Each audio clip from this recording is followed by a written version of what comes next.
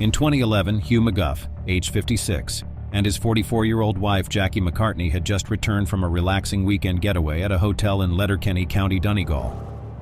Within 24 hours of their return, their son Martin found them dead at their home in Craigavon.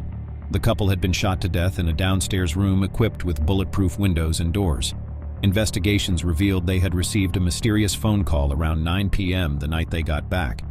Hugh's last known phone activity was recorded at 11 a.m. the following morning, indicating they may have been dead for several hours before being discovered. Because of the reinforced windows and doors, no gunshots were heard, and there were no signs of a struggle. It appeared the killer had been let in by the unsuspecting couple before the attack. Hugh was shot in the back of the head while holding a coffee cup, and Jackie was shot 3 times in the face near the kitchen entrance. At that time, McGeough was infamous in the community. As a well-known and prolific drug dealer, he gained notoriety in 2004 when he was sentenced to 9 years in prison for his role in the killing of Peter McNally, a 19-year-old who was shot in the head while asleep in a chair at a house in West Belfast in 2001. This murder was linked to a drug war between rival factions. In the year before his death, McGeough invested £37,000 with the Lurgan loyalists to buy a large cannabis shipment intended for Northern Ireland.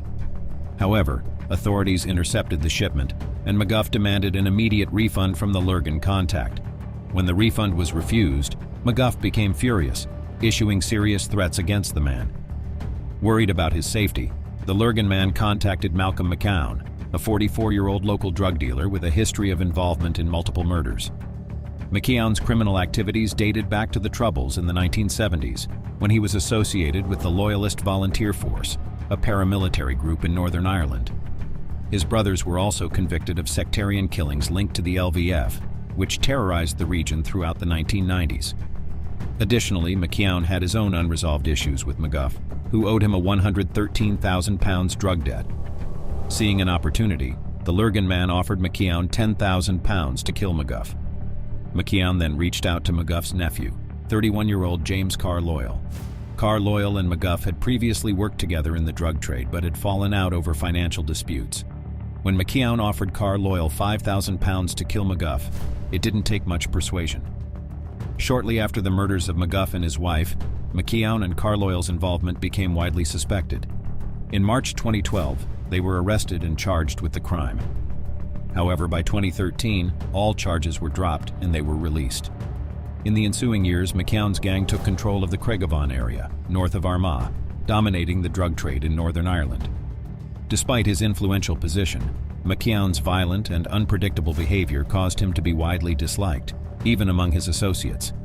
In 2015 and 2016, his group conducted a series of deliberate fires on police vehicles to hinder law enforcement's efforts against their drug activities. Hugh Boyce, a close associate, allegedly set fire to approximately 30 cars, causing damages exceeding £1 million.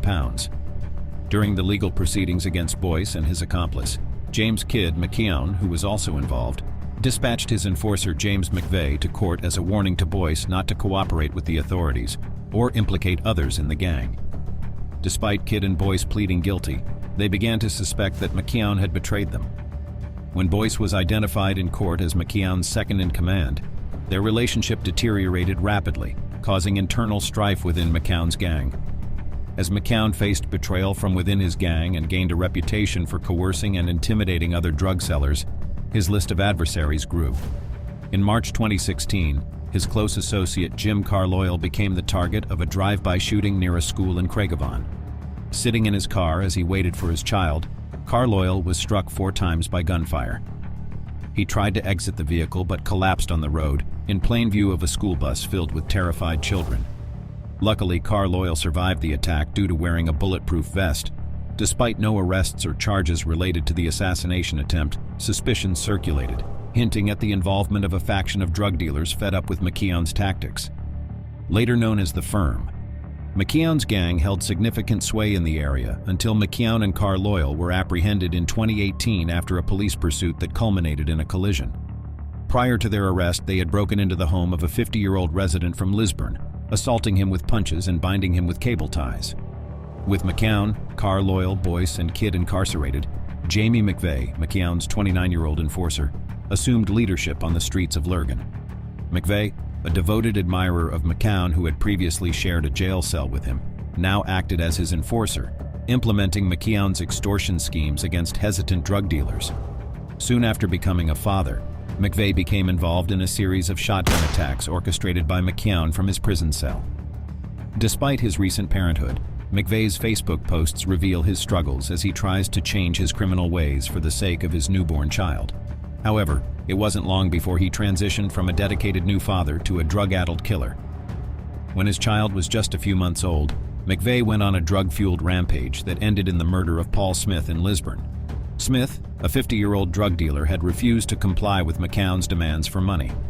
During the assault, McVeigh and his accomplice, James Holmes, stole 80,000 pounds worth of cocaine and cash, fatally shooting Smith in the chest while he sat on the sofa.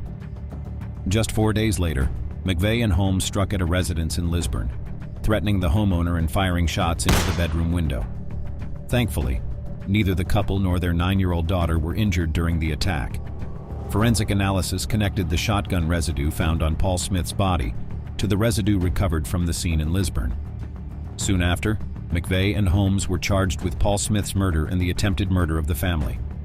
McVeigh was subsequently sentenced to life imprisonment with a minimum term of 18 years, while Holmes received a 13-year sentence. In the summer of 2019, the firm, the secretive gang associated with the failed attack on Jim Carlisle in 2016, received reports from their drug dealers that Malcolm McKeown, despite being imprisoned, had ordered them to pay protection fees for selling drugs in his territory. However, unlike other dealers who might have complied under pressure, the firm was a well-organized and armed group unwilling to submit to such demands. As a result, in early August 2019, 2 armed members of the firm disguised in pig face masks appeared at McKeown's residence in Warringstown. Surveillance cameras captured them approaching McKeown's front door, even though McKeown himself was still incarcerated at the time. However, a week later, McKeown was released on bail regarding charges stemming from the 2018 aggravated burglary in Lisburn, which also involved Jim Carlisle. On the evening of Monday, August 19, 2019, Malcolm McKeown visited a service station located less than half a mile from his Warringstown home at 7:18 p.m. Just a minute later, he exited the shop and returned to his car parked beside the building. It was then that 2 armed individuals linked to the firm emerged from behind the service station and fired multiple shots into the driver's side of McKeown's vehicle. He was hit 6 times and died instantly. Shortly after the shooting, a blue Volkswagen Passat was seen leaving the service station. About 10 minutes later, the same Passat was found burned out in Lurgan's Meadowview estate, an area where the firm had been expanding significantly in recent years. Jake O'Brien and Andrew Martin, both from Lurgan, were arrested a week later and charged with murdering Malcolm McKeown. At their August 26th arraignment, it came to light that O'Brien was already on probation. Prosecutors suggested during the hearing that the gunman had been waiting in the blue Passat behind the service station for up to 50 minutes before ambushing McKeown shortly after he arrived. However, if this theory is correct, the gunman wouldn't have been able to see McKeown leaving through the front door, indicating that someone who could see McKeown may have tipped off the killers.